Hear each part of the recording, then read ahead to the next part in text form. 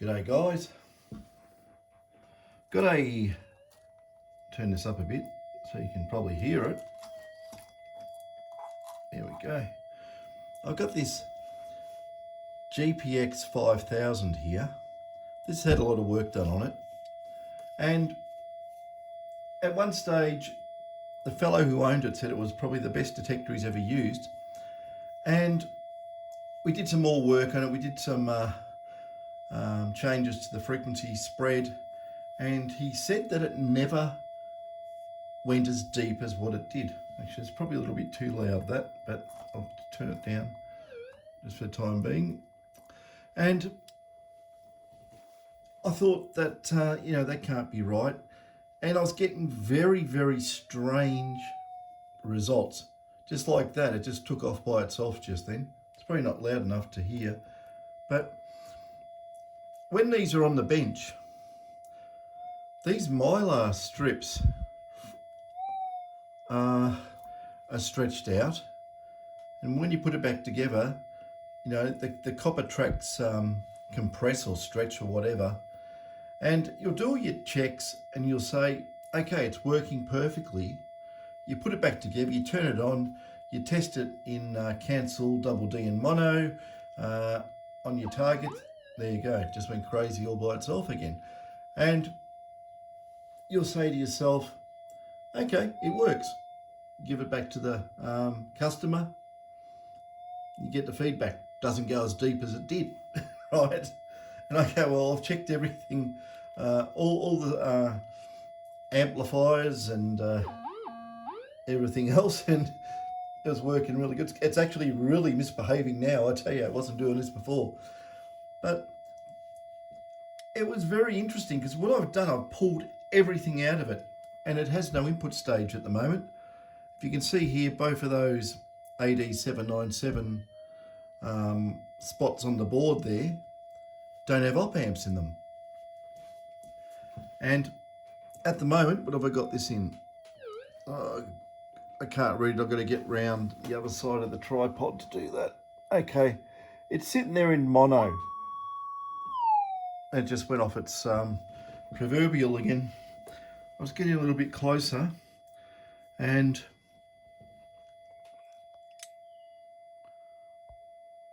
zoom this in a little bit. I'll show you what's going on with this one. You can probably also tell that I've swapped all the transmit receive lines for 1mm square Litz wire as well. There's a reason for that. I'll get into maybe another time, but I won't do it now. It's be sidetracking me. So this at the moment's in mono. We're going to flick this into cancel.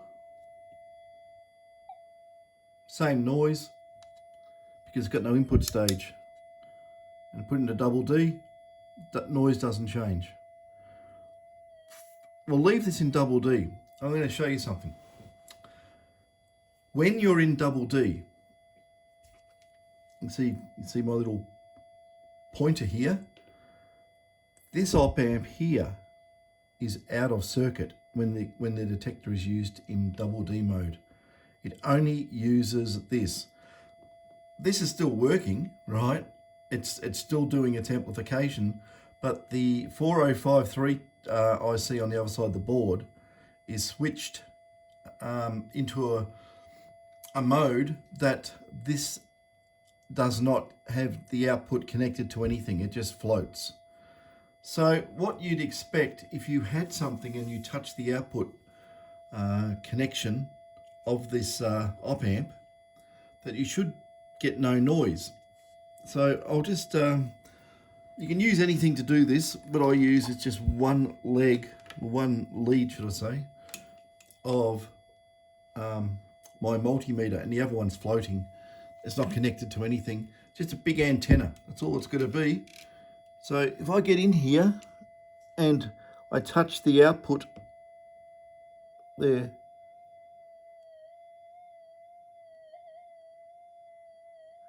it makes a bit of a noise, if you can hear that.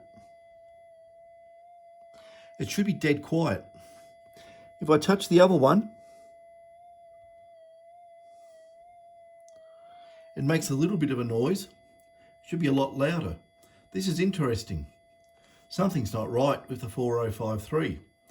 But is it the 4053 or is it the Mylar? Now, if I touch the Mylar, I'll touch it with this because it's plastic and it's polypropylene, it's insulated. I'll just touch the Mylar.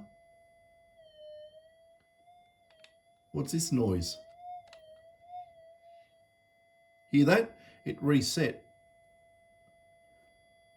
It's dead quiet. Now let's have a listen now if I touch on these connections. It's still reacting on that op amp that should not be doing anything.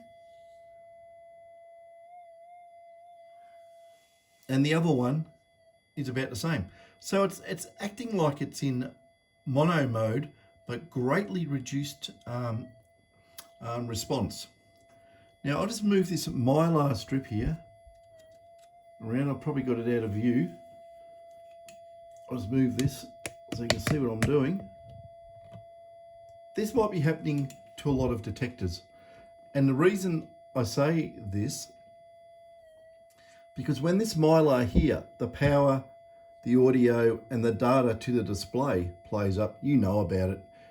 The detector won't work. It sounds really, really bizarre. It may not start up. You won't have a screen. You won't have audio.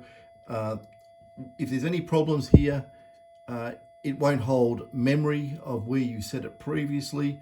It is any little strip here breaks, it will have a really profound effect on the detector. You'll know about it. This one here is no problem. It's a brand new strip in there, by the way, if you can see. But this one here on the front, we never ever have problems with them, usually. Now lately, I've been having these weird faults come up where the detector acts like it does work in all modes, but it's very, very desensitized. So let's move this Mylar around a little bit more. Now, I'll get my fingers in there. I'll just bend it a bit. Hear that? It reset. Now, it's also meant to, I let go of it, it made a different tune. You can hear it sort of change tone. So what it's actually doing, as far as I can work out, there's micro breaks on this Mylar on one of the tracks, and even though the 4053 is switching, I think it's scrambling the brains of the microprocessor.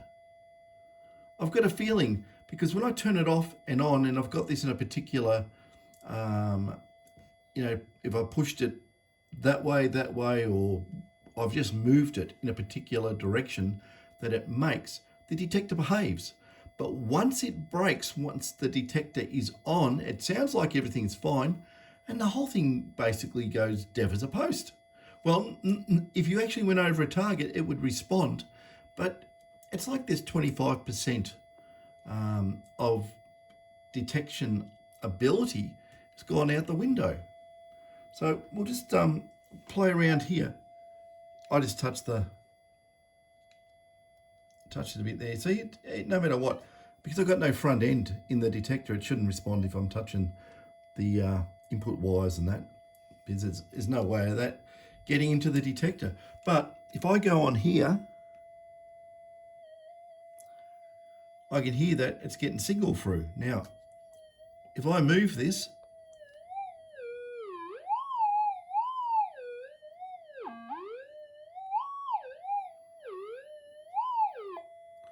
it's changed tone, and there's no signal getting in on that one now. So it's actually working.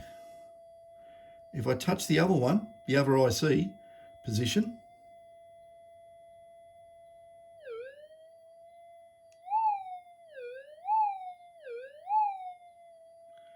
there, that's correct.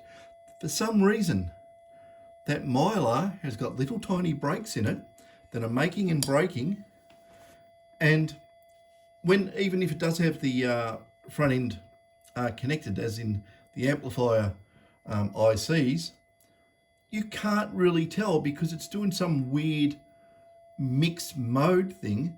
And the biggest giveaway, what I thought about this was when let's turn it off, when I got the detector and I put it in cancel mode, on a double D coil, and it was excessively noisy. And I'm going, what's going on here? But I'm checking all the extra boards that we've put in with all the upgrades, and everything's measuring beautifully. So at the end of the day, it's a dicky Mylar, just with very, very small breaks. Now, there is a way to fix this in the field, and I'll show you how to do this. I think I've done this in other videos. Someone's already had a go at this Mylar. It's got a little, I'll have to lift this up again. That's the trouble. I'm looking at the board and not at the camera, so I know what I'm looking at. No one else does. It's got a little connection here through the Mylar, and it's soldered there and there. So it's had a little bit of a touch at some stage. So what I'll do my usual trick. This is what you can do. Where the Mylar breaks, it breaks on the pressure points of the little connector here. And I don't know if it just work hardens through vibration, but the copper is so thin that, you know, probably from trade school, if you ever went to trade school, and you got copper and you bend it and bend it and bend it, just breaks. And if you get it and you, bang it with a hammer, it'll go very, very stiff, and it can fracture really easy. And you heat it up to cherry red with a blowtorch, and you can tighten a knot. So that's copper for you. It's a strange thing. That's why there's a lot of intermittent faults in old equipment. It's the copper, especially if it's subjected to vibration. It just breaks off. Like all the, just about every SD2000 I get, when it comes in, whatever the fault is, the input wires, the copper wires, and if I just touch it once or twice, one will fall off. It'll just break. And all that time it's been, it's multi-strand. There's, probably 20 or 30 strands of wire, and they all break over time. And at the end, it gets down to like 1, 2, or 3 strands or something, and they're ready to break, and you just touch it and it goes snap and falls off. So it breaks where it flexes the most. So usually the fix for that is chop it, restrip it, just make sure it's not work hardened anywhere else in the wire, and just tin it up and resolder it. Usually fine for another 25 years or something. But that's a common occurrence on the old detectors. These thin Mylar, they call it flexible circuit boards, but it is a Mylar, and the little thin copper tracks, they're probably thinner than a human hair, just squashed out a little bit wider, but fragile, very, very fragile.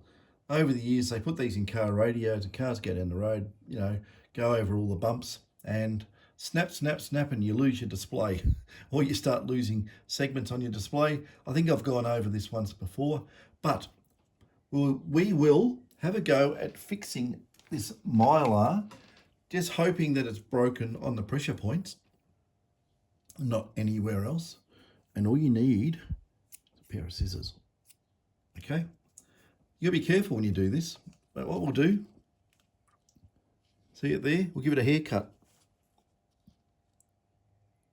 I don't want to take too much off.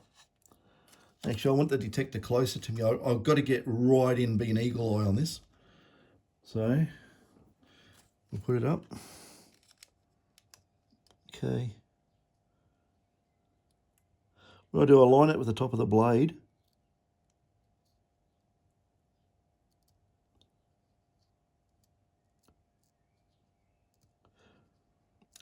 I'm holding my breath when I do this too. Okay.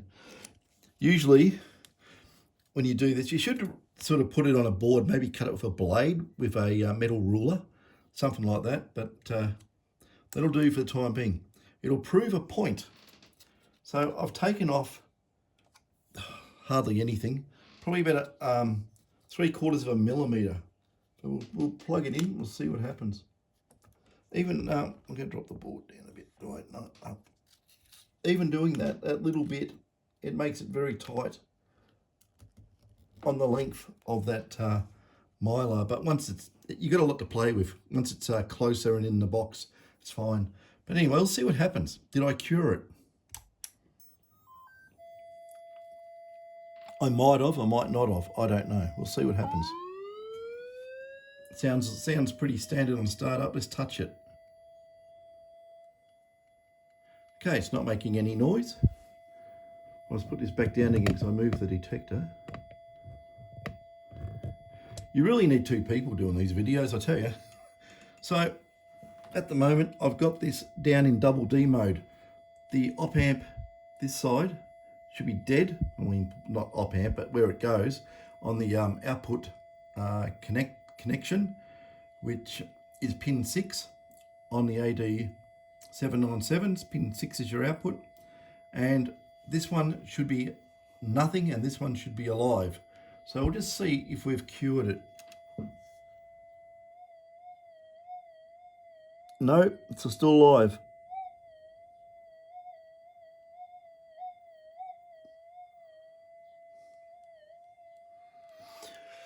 Might be something else going on here, but I'll give it a bit of a wiggle. It changed tune again. I heard that. Okay, get my head right in there. There.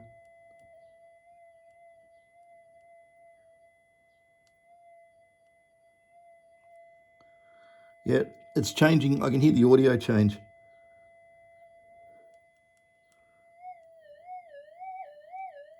Now hear that? That's on the other side.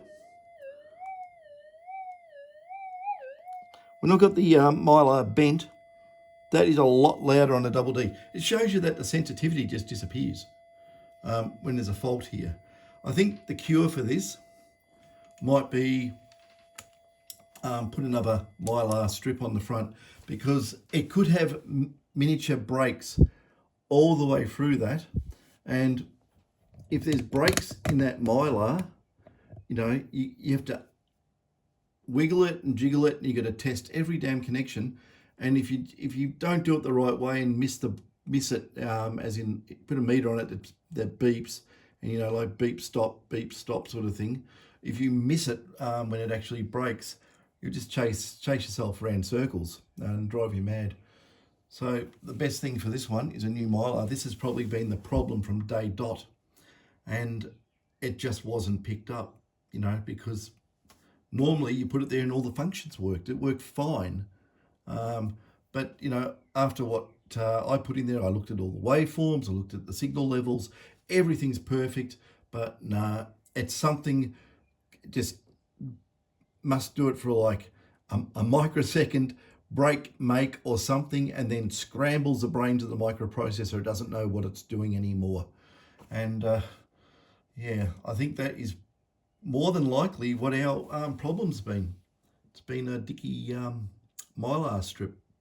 But I will have to check the pins. Maybe it's got dry joints under the board. I don't know. This is a nice new Mylar. If you have a look at that, you know, perfect brand new condition. It's been input in there, and it's really good. But if we look at the front one, it's been through the wars. I'll just pop him out and have a look at that. You can see where that's been repaired before. I don't think the repair's faulty. I can see where it's been scraped back and soldered. You can probably see my scissor cut's not that straight there, but it's good enough for the purpose. If you want to get it straight, if you do it with scissors, what I usually do, I get a sharpening stone, what you sharpen knife blades with, and I just use it like a fine file. Well, you could use a fine file, but I found the stone's better on this stuff, and you can get it nice and straight. It doesn't have to be straight, but it probably is good if it is. And yeah, you just can't tell. I've held it up to the light, put a lot of light behind it, tried to look for the break. I can't spot it. I put the meter on here to all the connection points on the switches, and I've done this wiggle business. Nothing breaks as a fault, and it really just completely has thrown me why this lightly touching causes it to go into a very strange type of mode. So under the board, that's the IC that is switched. In the older detectors, this IC was switched direct connected to the switch. On these detectors, the switch controls the microprocessor on the other side of the board, and then it's got control signals that then control this. So I'm thinking that it's more than likely that whatever's going on is scrambling the micro, and it doesn't know what to do properly. It's lost ability to know what mode it is in, and maybe it's trying to do all three at once. I don't know, but it doesn't work. So the trick to this is going to be where the little pins on that connector solder through. I'm going to have to take the white paint off, because that white paint, you can't solder through it, and solder wants to stick to it, makes a mess. So a good way to do that is chemically, or just with something like a blade, something like that. All you need to do is just don't push too hard and use a sharp edge. But if you just do something like that along the side edge, I can't do it like so far away, not holding the board up in the air, but I'm just doing it for visuals. You just pull it down like that. You can see the solder, or solder for the Americans, and if you can see the solder, everyone has got an L in it, L, So, you clean that up a bit, and you can just do all those with the iron, and just for the hell of it, just in case there's something funny going on there, you can probably solder all these as well, both sides. Just make sure everything's connected. More than likely, I suspect it's the Mylar strip, because it usually is. But that's something to watch out for. If you've got a detector, it says, well, I'm working, but I'm not working sort of quite right, or you think you've lost depth. Your detector is suddenly, you're thinking, oh, it's not going as deep as it used to, or it's not as sensitive, or it's getting noisy is probably the other one. The proof of the pudding of that is if you put the detector in cancel mode, and actually this might be interesting. Put it in cancel mode, put a mono on it, right? And because you've got a mono coil with in double D, so it flips one input phase 180 degrees to the other, it should cancel. You should get no signal whatsoever. You may get a little bit of leakage, but if it's noisy, if the detector starts picking up EMI type, just gets noisy, sit there and chatter, you'll know something is definitely wrong, either in the switch, the Mylar, or the control of the 4053 or the 4053 itself. These 4053s, by the way, I think when I checked them out, these have a fairly high resistance between connections. I think it's about 100 ohms. It might be even more. Some of these are like 250 ohms. Some are 100.